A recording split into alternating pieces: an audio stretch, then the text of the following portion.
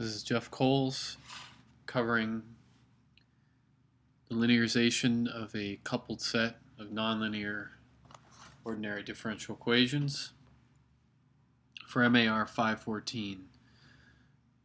So what we're considering is a set of coupled ODEs of the form x prime equals f of x comma y.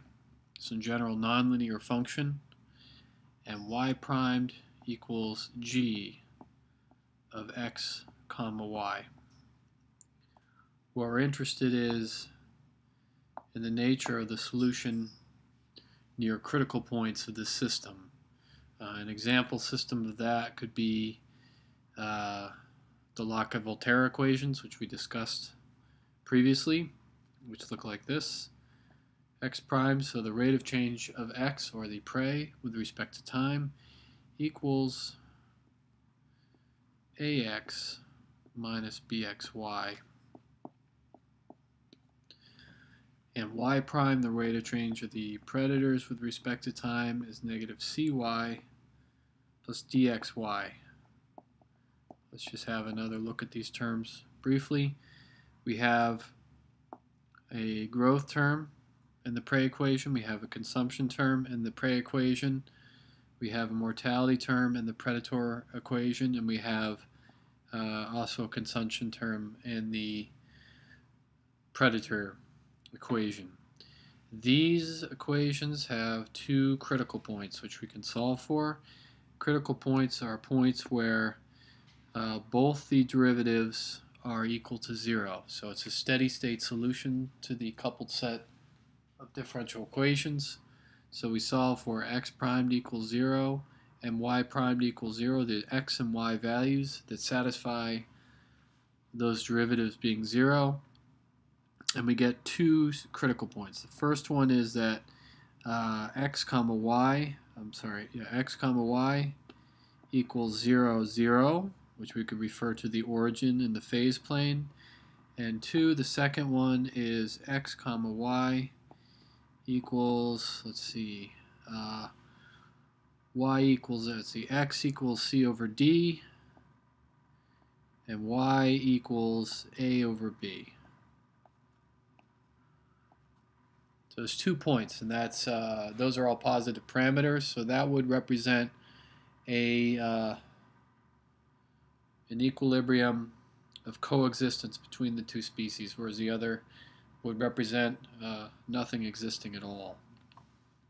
We're interested in the nature of these critical points, namely, are they stable? And to assess the stability of these critical points, we would need to know the nature of the solution near the critical point. And the way we're going to do that is to linearize our set of equations in the vicinity of the critical point and then examine the stability of the linear system. A general linearization of a multidimensional function was covered a few weeks back, and that's essentially what we're going to do. We're going to take our function f and linearize it around the point xc, yc, which is some general critical point, and g, and we will be linearizing that around xc, yc, and we'll evaluate this linearization at our two critical points for the predator-prey equations to see what they look like. So we can write the linearization like this: x primed equals f of x comma y. That's our governing equation. But we're going to approximate this linear function in the vicinity of our critical point, x naught, y naught, as the following function: f of x naught, y naught. So that's the value at our point of interest, plus the rate of change of the function with respect to x, evaluated at our point of interest, times the distance in x between our value x and the critical point, x naught, plus the rate of change of the function with respect to y, evaluated at our point of interest, times y minus y naught. So this is just like the linearization that we discussed for single-dimensional functions. you evaluate the function at your point of interest, and then your rate of change of the function, this is a constant at the point of interest, times a delta x, moving away from that point, plus the rate of change with respect to y times a delta y, moving away from that point. We could do the same with our g function. We're going to write g of x comma y. We're going to linearize that as well. G at x naught, y naught, plus dg dx. I'm going to write it in shorthand, partial differential, partial derivatives notation, x naught, y naught, times x minus x naught, plus gy evaluated x naught, y naught, times y minus y naught.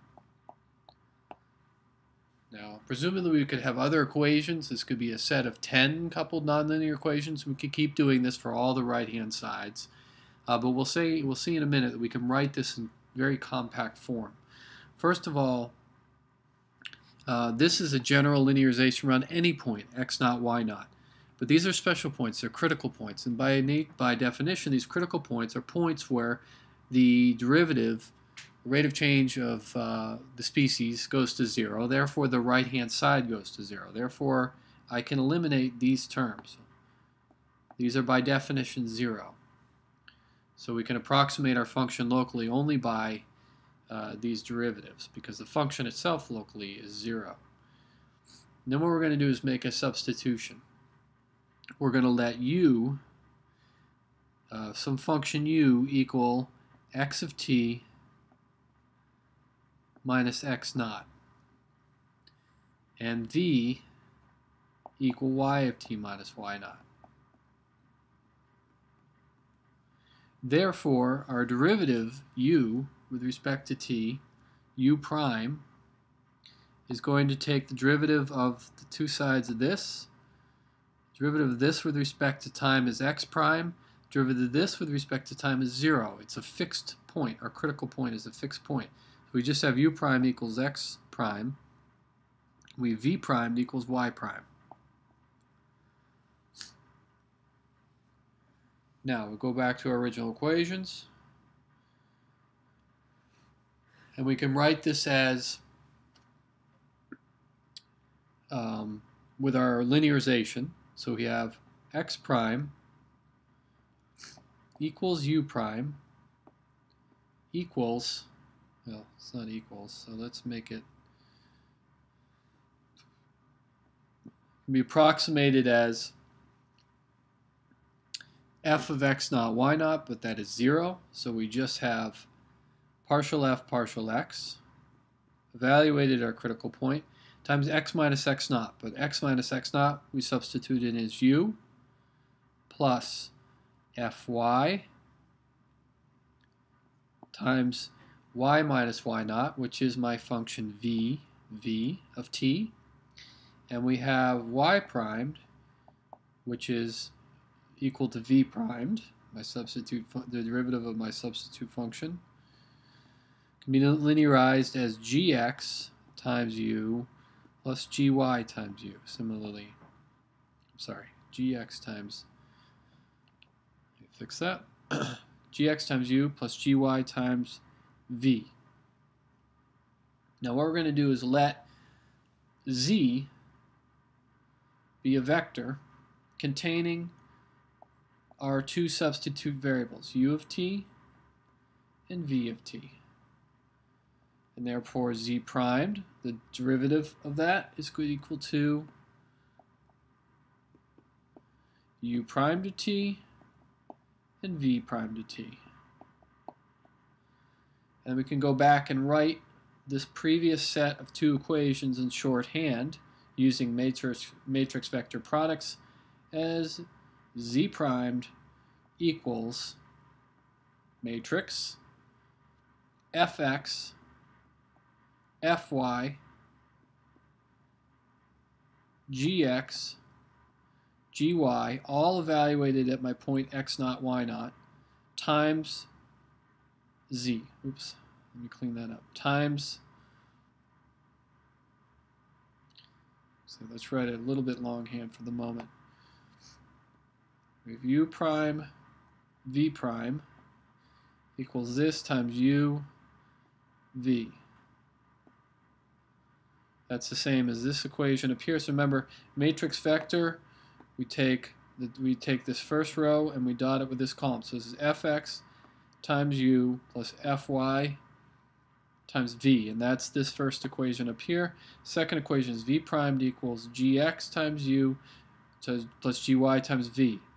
It's the second row dotted with this vector, and we can write this using our substitute vector shorthand as z prime equals this matrix again, fx, fy, gx, gy times z. This represents this represents a linear set of coupled equations. It's linear. So we've linearized around the point x naught, y naught. This matrix is a special matrix. When you linearize a set of nonlinear equations to produce this matrix, this is known as the Jacobian.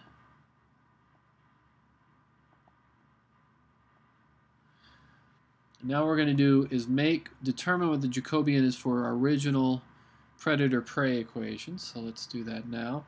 Just to remind you, our original set of nonlinear equations was x primed equals ax minus bxy, and y prime equals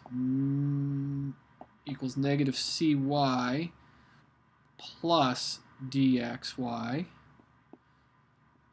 Okay, so let's make our Jacobian. J. It's a matrix equals, first term, upper left, is partial f partial x. So the derivative of this thing right here with respect to x, which is going to be I didn't leave enough space. Let me clean this up. Is going to be a minus by, and then the derivative f with respect to y is going to be a negative bx. These are partial derivatives. Now, this is my function g of xy. Partial g with respect to x, the first term is 0. There's only y's in it. The second term is equal to dy. And then partial g with respect to y, we have negative c plus dx. It should be correct. That's our Jacobian. So our Jacobian. So what we can do is evaluate this at specific points. So that's a generic Jacobian. It's a valid partial derivatives at any xy. Now we want to plug in our xy's that we're interested in. So let's look at the first pair, the first critical point at the origin, 0, 0. What does the Jacobian look like there? And we can essentially what we do is we'll rewrite our equivalent set of linear equations. So this is the linearization of that function of the predator-prey equations at the point 0, 0. U prime v prime equals, plug in x equals 0, y equals 0. We get a 0, 0 minus c uv.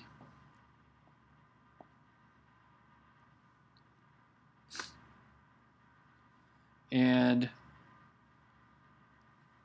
we can write this. We write this out in longhand. We have u primed.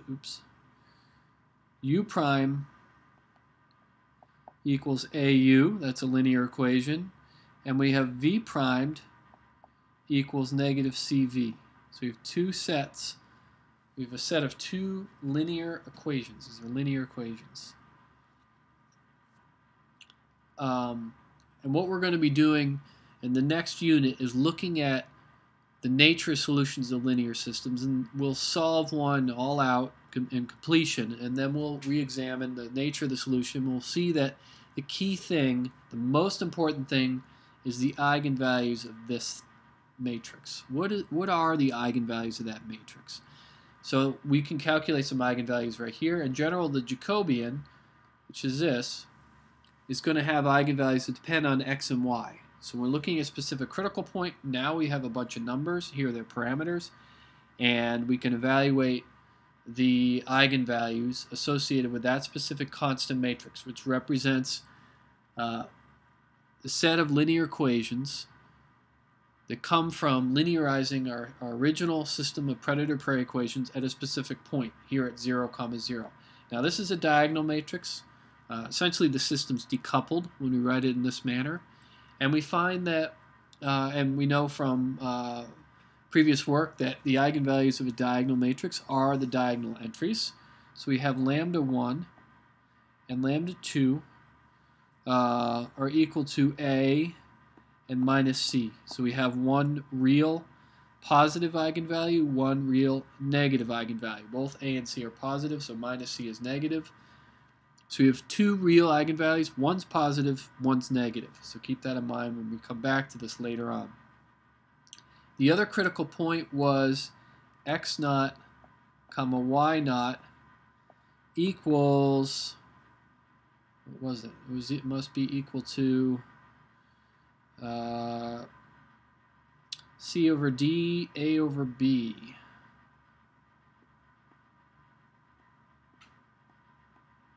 Now, we plug this into our Jacobian here. So we have y equals A over B, and which is going to make this first term 0 right here. And we have x equals C over D, which makes this term 0. It makes this term equal to BC over D, negative, and this one equal to DA over B, positive. So let's go back and write that equivalent system. This equivalent system is going to look like this. U primed V primed equals 0 minus BC over D, dA over B, dA over B, 0. So this is a very different looking system. If we write this out in longhand, we find there are two equations. The first one looks like this. The rate of change of U equals negative BC over D, just a bunch of parameters combined together, times the rate of times V of t. And we find that V, the rate of change of V with respect to time, is equal to dA over BU of t. So instead of being decoupled, whereby U is only dependent on U and V prime only on V, here we have U prime's only dependent on V and V prime's only dependent on U. So it's fully coupled, as coupled as it could get. The eigenvalues of this matrix here we can compute. So we have, to remember, the eigenvalues come from finding the determinant of the matrix minus I lambda. So we have minus lambda, what was the term up here, minus BC over D, dA over B, minus lambda. We set the determinant of this equal to 0. That's how we find our eigenvalues. So upper right, upper left rather, times lower right minus the cross of the other diagonal. So we have lambda squared plus BC over D times dA over B is just going to be AC equals 0. We solve this. Now this is a funny looking equation, right? Let's put AC on the right hand side. We get lambda squared equals minus AC. Now how do you solve this? It's telling me that take the square root of both sides, right? Take the square root equals the square root. The square root of a negative number, well, that has no definition. But the definition is I, the imaginary number.